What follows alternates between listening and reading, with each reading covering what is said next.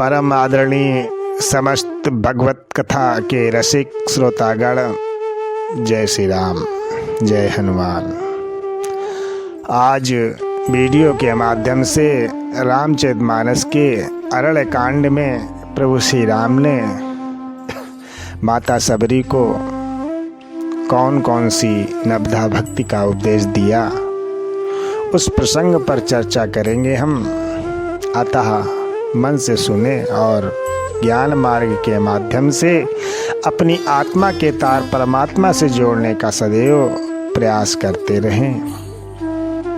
और जिसने भी अभी तक चैनल को सब्सक्राइब ना किया हो, कृपा करके सब्सक्राइब जरूर कर लें, जिससे हमारा अगला वीडियो आप तक आसानी से पहुंच सके। रामचरितमानस के सर्वश्रेष्ठ प्रसंगों में सबरी प्रसंग उत्तम प्रसंग है। इसी प्रसंग में भगवान श्री राम ने माता सबरी को भक्ति की 9 सीढ़ियों का उपदेश दिया है।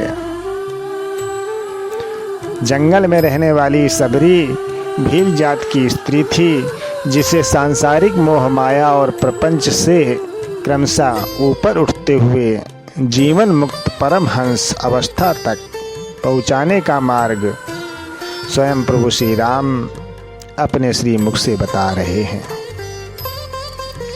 प्रभु श्री राम कवंद नामक राक्षस को मोक्ष प्रदान करके माता सबरी के आश्रम में पहुँचे।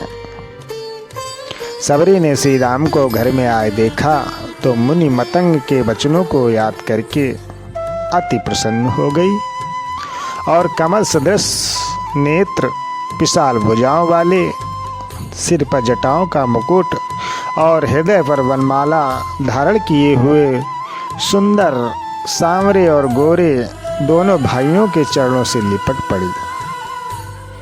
इतना प्रेम में मग्न हो गई कि उसके मुख से आवाज तक नहीं निकलती।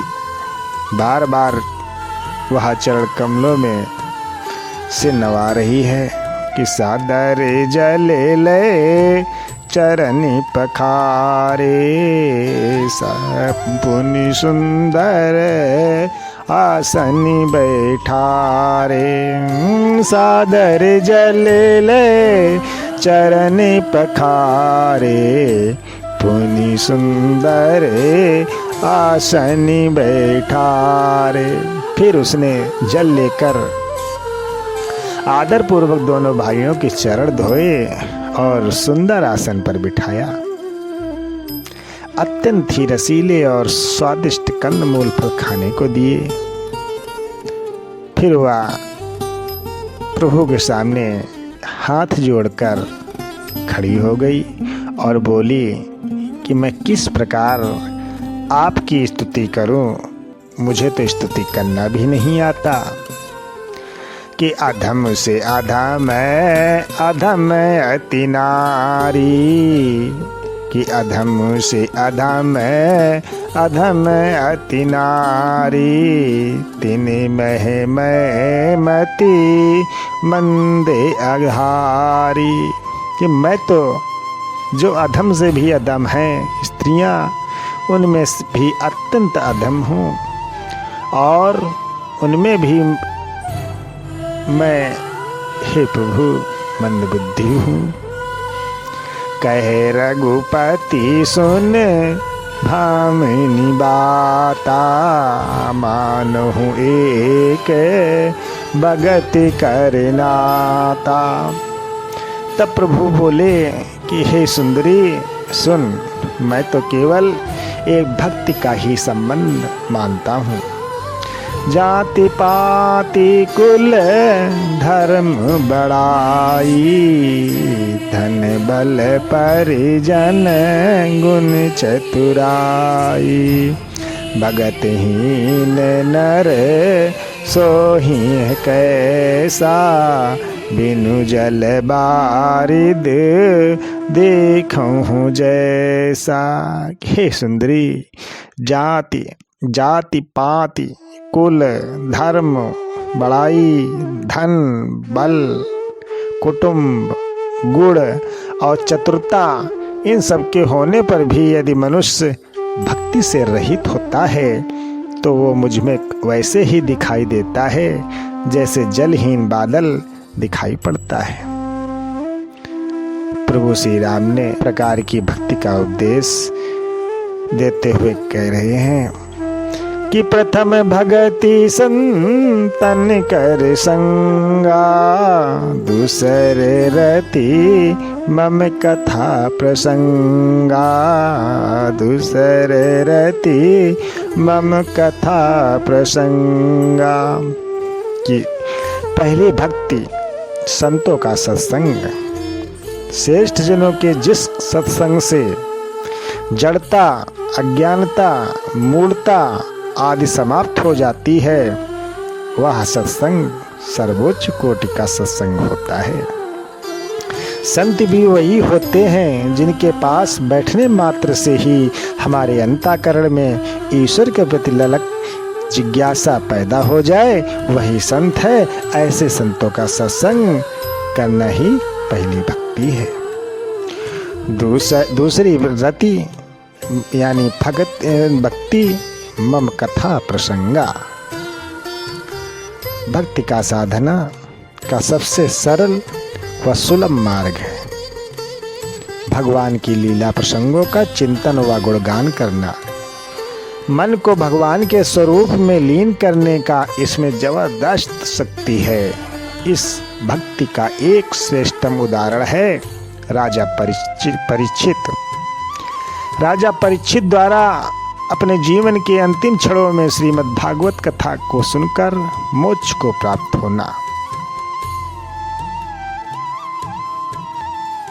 गुरुपद पंकज सेवा तीसरी भगति अमान, गुरुपद पंकज सेवा तीसरी भगति अमान, और चौथी भगति मम गुण गन, करहि कपट तजिगान, करहि कपट तजिगान। कि तीसरी भक्ति है अभिमान को छोड़कर गुरु के चरण कमलों की सेवा करना, और चौथी भक्ति ये है कि कपट छोड़कर गुण समूहों का, मेरे गुण समूहों का गुणगान करना। श्रीमद् भागवत में बालयति श्री सुखदेव जी कहते हैं कि कलयुग में भगवान के संकीर्तन से यदि कोई व्यक्ति परम गति को प्राप्त हो सकता है तो केवल भजन से ही। प्रभु कहते हैं कि यदि दुराचारी भी अनन्य भाव से मुझको भजता है तो वो भी भजन के प्रभाव से धर्मात्मा हो जाता है। छठी भक्ति है छठी नहीं, ये तो पांचवी। मंत्र जाप मम दृढ़ विश्वासा, और पंचमी भजन सो वेद प्रकाशा, पंचम भजन सो वेद प्रकाशा। छठ दम शील विरति बहु कर्मा, निरति निरंतर सज्जन धर्मा। की पांचवी भक्ति दृढ़ विश्वास के साथ भगवान का मंत्र जाप करना, मंत्र का महत्व समझकर भावपूर्वक परमात्म सत्ता में गहन विश्वास रखकर जब किया जाए तो वह सिद्धि का मूल बन जाता है। और छठी भक्ति इंद्रिय निग्रह कि सट दम शील विरत बहु कर्मा, और निरते निरंतर सज्जन धर्मा।